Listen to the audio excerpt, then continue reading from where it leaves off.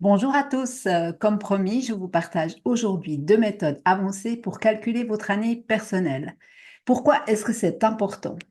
Parce qu'elles révèlent non seulement des sous-nombres, mais aussi une approche que j'ai développée, la numérologie symbolique des 22 nombres. Cette méthode unique associe la richesse des arcanes du tarot à la numérologie pour offrir une interprétation plus profonde et détaillée de votre année personnelle. Par exemple, une année personnelle 3, issue du 12 ou du 21, n'aura pas la même énergie et si on l'associe à un arcane du tarot, cela ajoute une dimension supplémentaire. Si vous êtes nouveau ici, je suis Nicole, bienvenue sur ma chaîne. Si vous ne connaissez pas la méthode classique, je vous mets le lien de ma vidéo explicative en description. Je vous conseille de la regarder après celle-ci pour tout bien comprendre. Passons maintenant aux deux autres méthodes. Pour ces deux méthodes, on part toujours du même principe, on additionne le jour, le mois de naissance et l'année en cours, ici 2025. On commence avec la première méthode, souvent appelée méthode américaine ou méthode universelle. Je vous montre tout de suite comment ça fonctionne avec quelques exemples. Donc, on prend le 5 mars 2025. Le 5, mois de mars, troisième mois de l'année 2025. On va faire 2 plus 0 plus 2 plus 5. On additionne le tout. 5 plus 3 plus 2 plus 0 plus 2 plus 5. Ça nous donne 17. Bien sûr que si on continue à additionner, on va obtenir 1 plus 7 égale 8.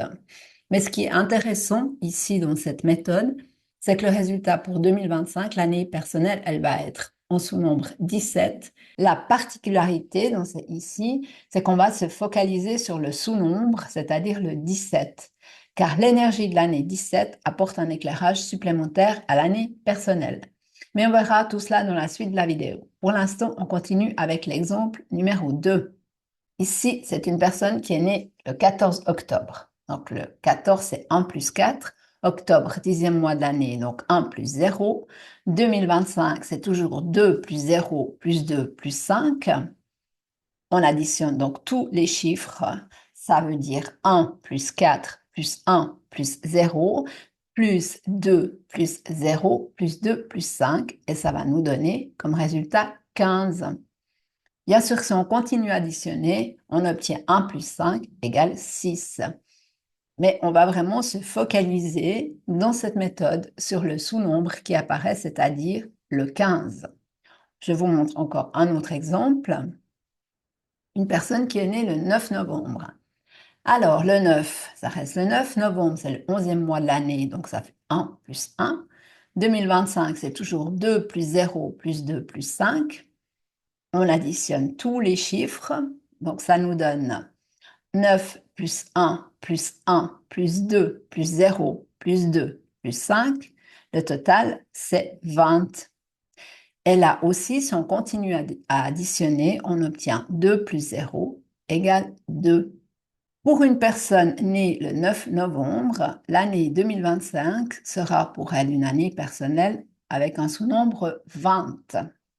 On continue maintenant avec la méthode à 22 nombres. Donc, c'est une approche exclusive que j'ai développée et je l'ai appelée la numérologie symbolique des 22 nombres. En intégrant la richesse des arcanes du tarot, elle permet d'aller encore plus loin dans l'interprétation de votre année personnelle. Cette méthode unique offre une nouvelle lecture des énergies de votre année. Pour plus de simplicité, je l'appelle la méthode à 22 nombres. Alors, passons à la pratique. Donc, une personne née le 5 mars pour l'année 2025, ça va nous donner le 5, le mois de mars, toujours le troisième mois de l'année. 2025, on va l'additionner, donc ça fait 2 plus 0 plus 2 plus 5, ça va nous donner 9. Et on additionne 5 plus 3 plus 9, ça nous donne 17. Le résultat, il est compris entre 1 et 22, donc on ne réduit pas. La particularité de cette méthode, c'est qu'on garde les nombres entre le 1 et le 22 et qu'on les associe à la symbolique des arcanes du tarot. Alors, dans l'exemple numéro 2, une personne née le 14 octobre, donc ça reste 14, octobre ça reste 10, 2025 on additionne 2 plus 0 plus 2 plus 5, ça nous donne 9, 14 plus 10 plus 9, on obtient 33. Comme c'est supérieur à 22, on va additionner. Donc 3 plus 3, ça nous donne 6. Alors, pour une personne née un 14 octobre, l'année personnelle en 2025 sera une année 6. On passe au troisième exemple. Une personne née le 9 novembre, ça va nous donner 9. Novembre, c'est 11, le 11e mois de l'année. 2025, c'est 2 plus 0 plus 2 plus 5. Donc, ça nous donne toujours 9. Alors, 9 plus 11 plus 9, ça nous donne 29. Comme c'est plus supérieur à 22, on continue à additionner. 2 plus 9, ça nous donne 11. Alors, une personne qui est née le 9 novembre aura comme année personnelle 2025 11 ans. Maintenant, pour bien résumer tout ce qu'on vient de voir, on va reprendre les 3 méthodes avec les 3 exemples qui nous ont servi de base de calcul. Vous verrez qu'en fonction de la méthode utilisée, les résultats varient et offrent des perspectives uniques. C'est un excellent moyen de comprendre comment chaque méthode met en lumière des aspects différents de votre année personnelle.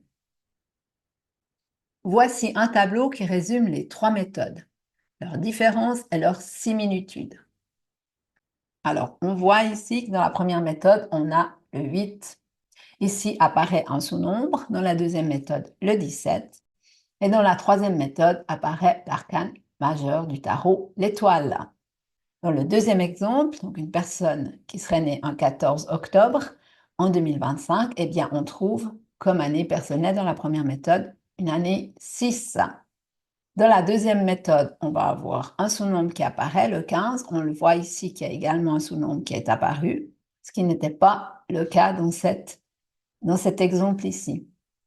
Et enfin, dans la troisième méthode, on a une arcane qui est 33, mais qui est supérieure donc, aux arcanes majeures du tarot, qui vont du 1 au 22. Donc, on a réduit pour obtenir 6 correspondant à l'arcane l'amoureux. Dans le troisième exemple, une personne qui est née le 9 novembre, pour l'année 2025, on voit que dans l'année, avec la première méthode, elle est dans une année personnelle 11. Dans la deuxième méthode, on voit qu'il y a un sous-nombre qui apparaît, et c'est le 20. Et quand on additionne ce sous-nombre, eh bien, on va obtenir comme caractéristique de l'année personnelle un 2 et non plus un 11. Et dans la troisième méthode, eh bien, l'arcane qui apparaît, c'est le 29. Comme cet arcane est supérieur à 22, on l'additionne, donc on fait 2 plus 9, ça donne 11.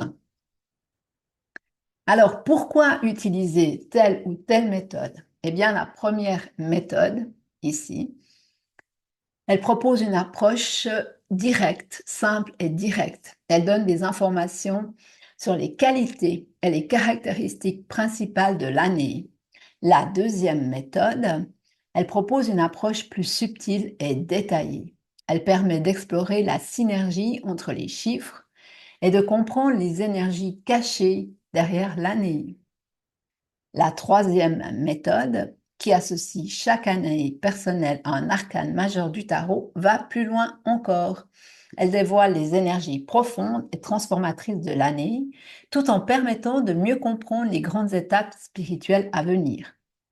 Maintenant, prenons chaque exemple séparément pour comprendre comment ces méthodes fonctionnent.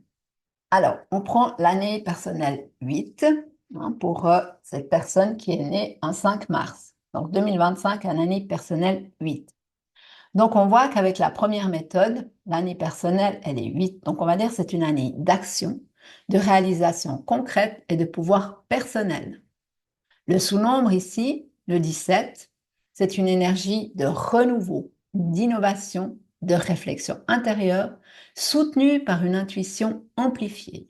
Et dans la troisième méthode, on a l'arcane, l'étoile, qui va apporter comme énergie spirituelle de l'espoir et de la protection. Prenons le deuxième exemple. Donc, pour une personne née le 14 octobre 2025, est une année personnelle 6. C'est une année de responsabilité, de recherche, d'équilibre et d'harmonie dans les relations. Le sous-nombre 15, qu'il soit ici, et on le voit aussi ici, il annonce une période de changement rapide, de transformation importante, de nouvelles rencontres et de liberté personnelle.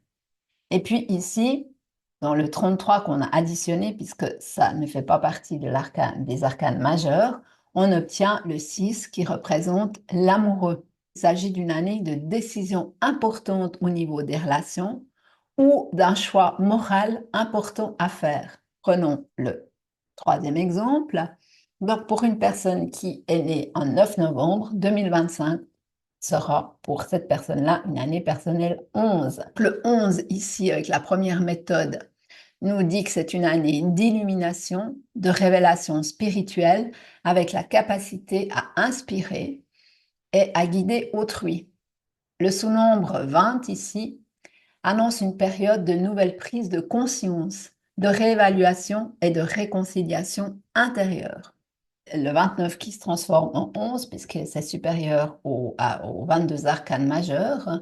Donc le 11 a une grande particularité au niveau du tarot. Ça veut dire que dans le tarot de Marseille, il est représenté par la force. Ça signifie que c'est une année de force intérieure, de maîtrise de ses émotions et de courage pour réaliser son potentiel. Tarot anglo-saxon, eh bien, il est représenté par la justice. Donc, ça va être une année d'intégrité, de responsabilité et d'équité. Donc, on va voir qu'il y aura ces deux éléments qui vont intervenir dans l'interprétation de l'année personnelle. Dans ma pratique, lorsque j'analyse un thème prévisionnel, j'utilise toujours ces trois méthodes. Elles me permettent d'apporter des informations plus précises et subtiles, ce qui enrichit considérablement l'interprétation de chaque thème.